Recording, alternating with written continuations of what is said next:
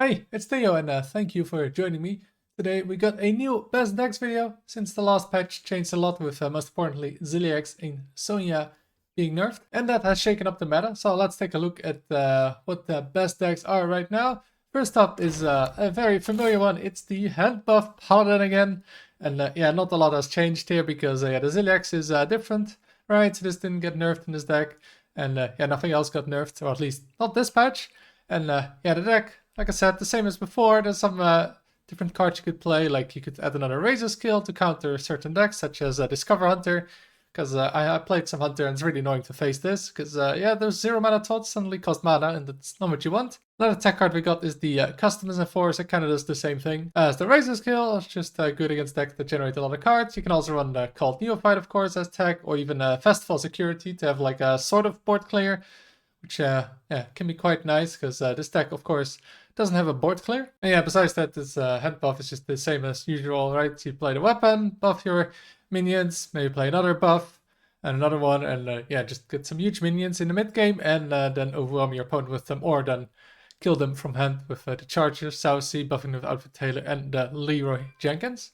Now then, let's go to the next one, which is another Paladin deck that's been doing really well. It's the Lynessa Paladin, OTK Paladin. And while this is an OTK, you can actually fight pretty well for the board early on. You've got the Miracle Salesman, Hi-Ho, Silverwing, Gorgonzoramu, some of the best early plays you can have. And on top of that, yeah, getting an early Living Horizon, especially if it's 1 mana, but even turn 3, just playing it for 3 mana is pretty good. And then after that, yeah, you want to try and start setting up your OTK, like your Mixologist and Grifta can get you extra damage. But even without that, like getting Horn of the Windlord up, and then, yeah, with Lynessa, you almost certainly have more than 30 damage if there's no taunt, because you get Glow Sticks that deal twice 8 damage with Lynessa, a Manager that deals twice 4 damage and gets you a ton of extra mana, and then buffing yourself with the Divine Brew means, yeah, you got a lot of damage. Then let's go to the next deck, and it's another one you've seen before.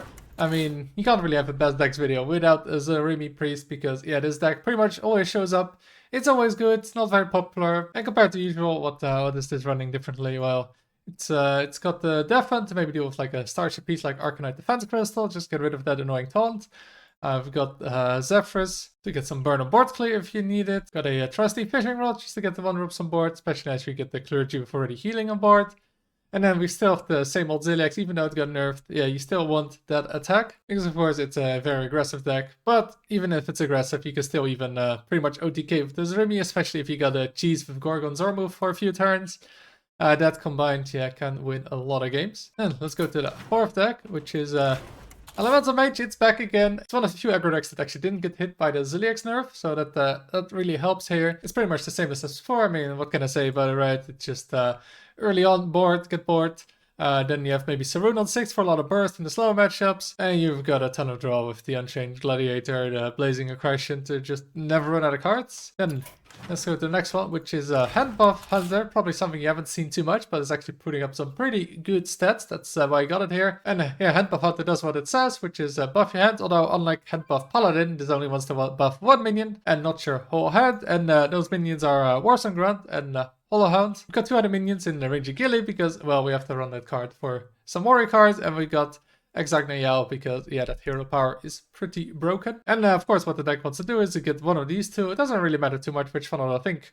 Warsong Grunt might be better, but Hollowhound can also be good to just survive with the healing. And then, yeah, just buff it, especially a reserved spot is important, because not only do you get a huge buff, you also reduce the mana cost, which is pretty important, because this deck is also running the Food Fight. Actually, always have a target on the opponent side, because yeah, before you could actually easily play around this deck by yeah, just stop playing minions, right?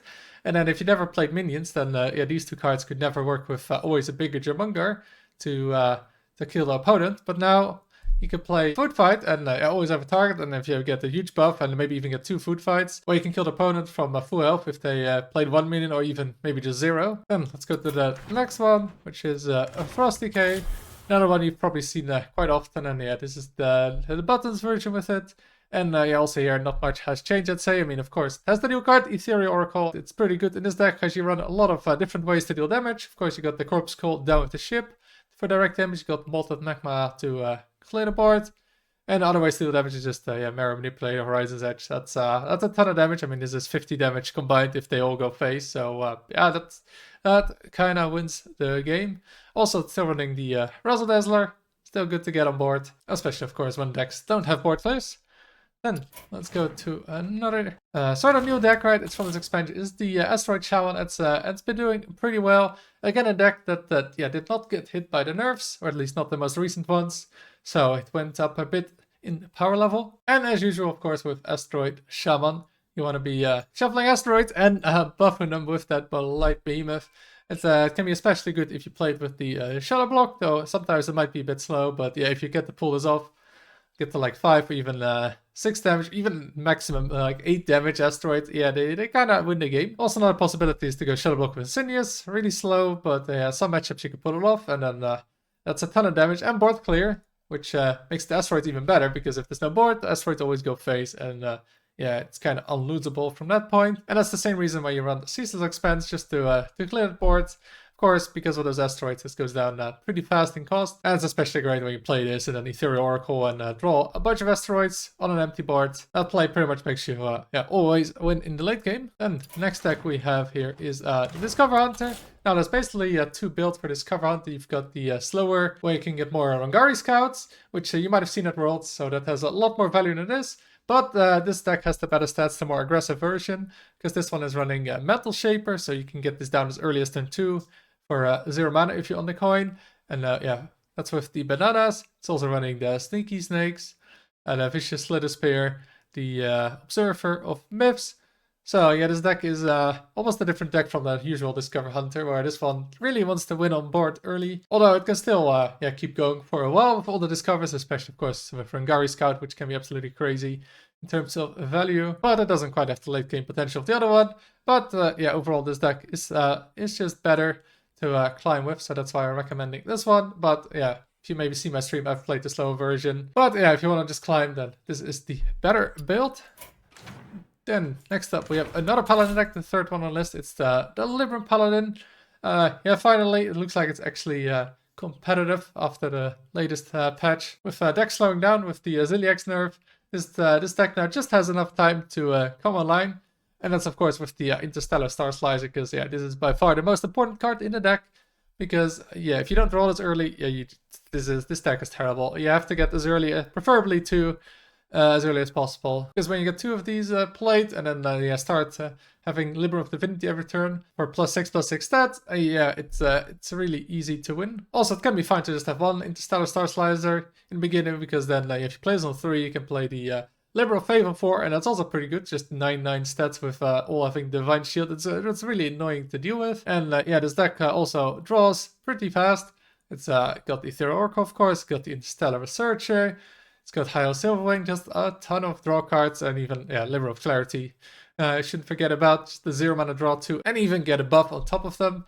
And after that even, though it's not quite like the Lynessa Paladin, it does have the Lynessa, and yeah, you can still deal a ton of damage with that Glow Sticks, with the O-Manager, with the Vine Brew. Yeah, kind of the same cards almost as the Lynessa Paladin, although there's no win for your weapon, because yeah, you have to get that Star Slicer. But you do have like Leroy to buff with Liberum of Divinity, or even Sankazel is insane with the buff, because you basically double up with the buff on this card, and especially helps you to keep control of the board while even setting up for an OTK where it buffs the Leroy. And let's go to another deck. It's the Attack Demon Hunter. Deck also you may have seen on the world stage this weekend. And, feels like it did pretty well. It just has a ton of damage. Well, early on you got like the Battle Fiends, the Slither Spears, which damage to the board. After that, yeah, half this deck pretty much is damage. You can see a Burning Artist 3. This is 2, another 3, 3.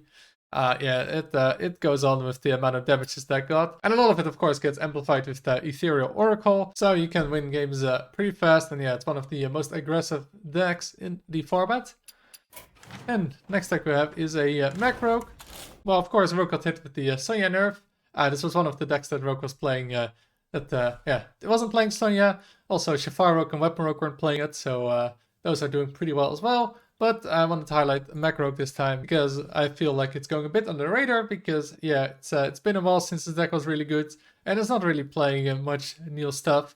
but it's still very good at winning, so that's why I want to put it here. And it still works pretty much the same as before, where you just want to buff one big mech, give him maybe stealth with the spider, and then try and get the inferior spark bolt, and then win the game. Also, that can work with the Zilliax, which doubles on attack. Like if you can play this turn 3, most decks can't deal with it, and then you keep buffing it or even give it stealth, right? You give this, gets 10 attack, you give it the spider magnetic, and it's a stealth next turn with 13, and then it deals 26 the following turn, and that can be as early as turn 5, and yeah, that kind of wins the game. Then let's go to the next deck, which is the Rainbow Death Knight, one of my personal favorite decks.